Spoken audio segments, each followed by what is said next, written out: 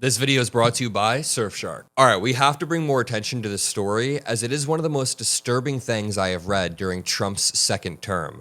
The Trump administration detained a blind refugee, held him, and then released him 5 miles away from his home, which resulted in his death as he was trying to find his way home with no cane. His family was searching for him, people were searching for him, and they found him dead in a neighborhood miles away from his home because he was lost, confused, and scared. There is much more to the story, as they point out here. It says, what happened to this man is actually so much worse than the headline lets on. But I want to make sure that throughout this video, we are talking about the people perpetrating this, the victims, and what we do next, because the story wouldn't be complete if we didn't point out that Donald Trump's deputy chief of staff, sick in the head Stephen Miller, is the architect of this radical, extreme, and cruel immigration policy. In fact, sick in the head Stephen Miller spent all nights melting down on Twitter, on social media, basically snapping at one of the Pod Save America guys. If you guys know Jon Favreau from Pod Save America, Stephen Miller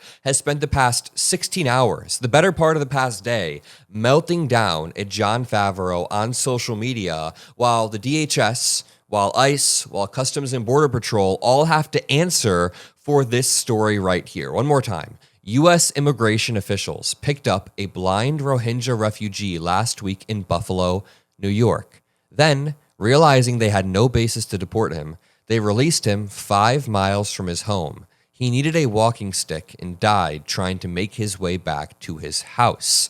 This happened in Buffalo, New York, in America in 2026. This is so incredibly inhumane and cruel, yet under Trump's administration, this has become the new norm. We've seen it with Alex Preddy. We saw him executed on camera. We saw it with Renee Good. She got executed on camera. There are dozens of stories that didn't get as much national coverage, like an immigrant that was strangled to death in a detention center in El Paso, Texas. Immigrants are being abused, starved, shackled, and oftentimes beaten, and there are times when immigrants have been killed and it doesn't get national attention. So we need to be talking about this. This story is uniquely disturbing in circumstance and in derelict of duty and in neglect. Neglect is the overall word. How do you just let a blind man get dropped off so far away and die unless it is intentional on your part? We are going to break this all down. Make sure you drop a like. Make sure you subscribe. And I want to start with the Twitter meltdown from sick in the head Stephen Miller, because this was some wild stuff.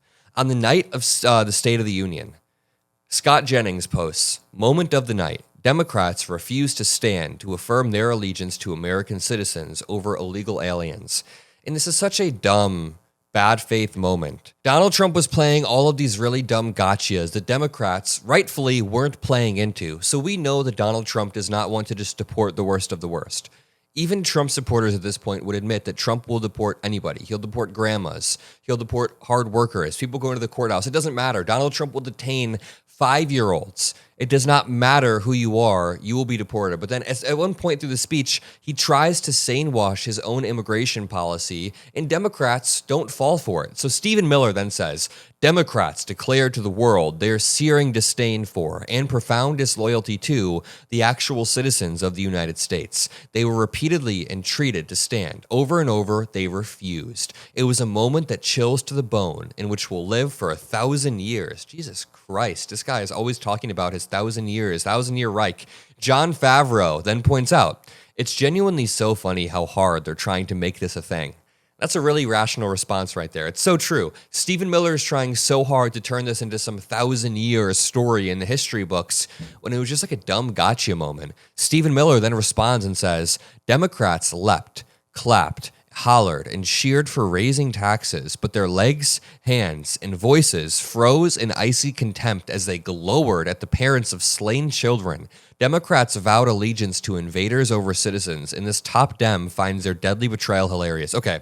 Before we jump into the substance of that, the way he types is like an evil supervillain. He's like, Democrats leapt, their voices froze. Like, chill on the chat GPT, first of all. Second of all, the Democrats don't want people who are committing crimes to come here illegally. Democrats are clear about that every single day. We should continue to be clear that if you are coming here in a legal manner, in an illegal manner, and you are committing crime after crime after crime and killing people, then yeah, you're going to be deported. That is how it works. But that is not what the Trump administration is doing. That is not what they're prioritizing. That is not what Stephen Miller is defending. Stephen Miller finds it funny. He laughs when people like this refugee die out in the cold. And then Stephen Miller will come to Twitter and try to dunk on us, try to dunk on liberals for having some empathy. So then Jon Favreau snipes back at Stephen Miller. He responds back on Twitter and he says, "No, I find you hilarious, and I genuinely hope the boss lets you drive the midterm strategy and brings more of your Victorian asylum patient energy into his speeches." Yeah, the way this guy types, Stephen Miller, it's like a Victorian asylum dude. Democrats leapt, hollered, and cheered. To continue, Stephen Miller then snipes back at Jon and says, "Jon is a textbook sociopath." I don't know if Jon Favreau is a sociopath. If anyone's a sociopath here, it's Stephen Miller. He says, "Jon is a textbook sociopath. He has been given multiple opportunities to show empathy for American moms whose children were raped and murdered by illegals, whose entry he cheered. He refuses. He finds the topic hilarious. Jon, one more time, do you grieve for these families?" Jon says, "I mean, I certainly have sympathy for yours." Okay, pretty funny. That is pretty funny. But Stephen Miller then escalates. "And there you have it," says Stephen Miller. Now Stephen Miller is clutching his pearls. Dude, we have watched Stephen Miller go on TV every single day and begin to froth at the mouth with spit dripping down because of immigrants, because brown people are here. I don't know, because there's different cultures in America. And now he's saying that Jon Favreau is the one that is that has no sympathy. So he says, "And there you have it. Jon, a top Democratic strategist, says he feels no sympathy for the American families whose loved ones were raped, tortured, and murdered by foreign invaders." Like, listen to the way this guy writes and speaks. Jesus Christ. He finds comedy in their agony. Sick doesn't even begin to describe it. His soul is broken. Man, this is some major projection coming from Stephen Miller. Here's how I read it. Stephen Miller thinks for the first time in a year, he has an opening to try to gain the moral high ground over Democrats after this dumb gotcha moment during the State of the Union. So he is riding that opening as far as he can. He's trying to gain any moral high ground, but we're not really buying it. Jon Favreau's like, "Hey, we can keep playing dumb Twitter games," says Jon Favreau, "but you're a government official with the power to free countless American families and children who are suffering in the squalid detention centers where you've illegally jailed them. Why don't you?" Stephen Miller then says, "Jon, this is not a game." Dude, this guy types like a supervillain. "Jon, this is not a game. The monsters Biden let into the country raped and murdered women and children." That's how Stephen Miller would scream it on TV. "I've asked you multiple times to show some shred of human emotion and you've refused. Also, there are no Americans in ICE detention, just illegals who can go home upon request. There have been Americans detained. There have been many Americans detained." He says, "I already told you that I grieve for anyone who's lost a loved one," said Jon Favreau. And by the way, this is, of course, the base standpoint of any person in America. Any liberal is going to say, yeah, Laken Riley, the 19-year-old, for example, who was murdered by an immigrant who was here illegally. I think she was like beaten by a rock. That is like awful. That is effing terrible. And that person, that immigrant, that illegal immigrant should not be in our country. I'll say that. But that is not what this administration is doing. They are not prioritizing people like Laken Riley's murder. I'm pretty sure he's still in the United States. I'm pretty sure they've prioritized arresting 5-year-olds, murdering mothers, and murdering legal gun owners. We have not seen, it has not been illustrated that they are deporting the worst of the worst. 77% of the people that have been detained and deported have had no violent criminal record. So Jon Favreau says the rational point, and this shouldn't even have to be said. It says, "I already told you that I grieve for anyone who's lost a loved one, of course," and asked why the president hasn't called the families of Alex Preddy or Renee Good to offer condolences to them. That's a pretty good question. If Stephen Miller is so focused on grieving, or families grieving their loved ones, why hasn't Trump called Alex Preddy's family or Renee Good's family? Jon Favreau then goes on to say, "I'll ask again, do you not grieve for the American citizens your agents killed?" And basically, it ends there. And then we go on to this man. We have learned a refugee missing for several days has been found dead. Buffalo police say 56-year-old Nurul Amin Shah Alam was found dead last night on the first block of Perry Street. This comes days after he was dropped off at a Tim Hortons on Niagara Street by U.S. Border and Customs. Okay, but the story is so much more sickening the more you read into it.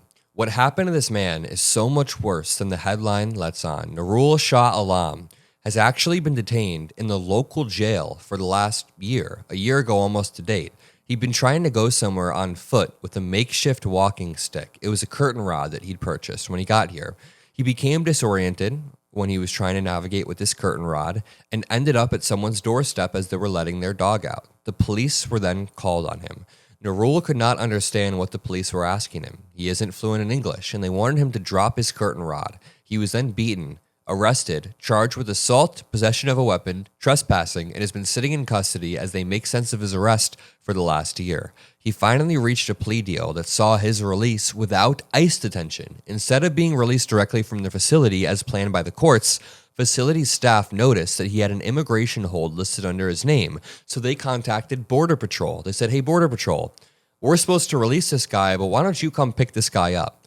Border Patrol then went to pick him up. They told him it was either that or he gets released to ICE directly. So the Border Patrol agents picked Nurul up, drove him across town, dropped him off at a local coffee shop, and left. They thought he seemed fine and could get to wherever he was going from there. It was around 8 p.m. at night.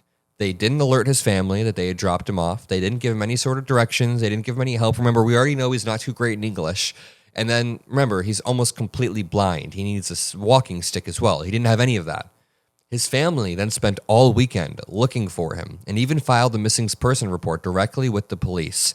The police checked their records and, sure enough, mistakenly assumed he was being held by ICE. They immediately closed the case the same day. He was found dead 3 days later after suffering what seemed to be a medical emergency lost somewhere in a neighborhood.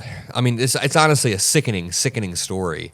This happened because of our government, because Stephen Miller, Customs and Border Patrol, DHS, all the way up to Donald Trump, Kristi Noem. I'm not trying to say it's just on Stephen Miller, by the way. He is the one spearheading it. He's the one with the extreme policies that he pushes, but he's not the only one perpetrating this. We need to make sure that people are sat down and held accountable, asked questions about this on January 21st of 2029. When Democrats take power, we need to make sure people are held accountable even before then.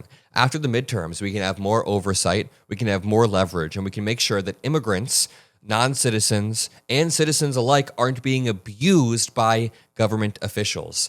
These are government officials. These are state actors who are supposed to care about the lives of U.S. citizens, care about the lives of anybody on U.S. soil, any refugee, and instead they're abusing them. Instead, you know what Trump's doing? He's removing the temporary protected status of certain groups by the hundreds of thousands, and then using that as a pretext for ICE to go in and deport those people who no longer have TPS. Just an absolute sickening game that Trump thinks he's playing, where, think about it.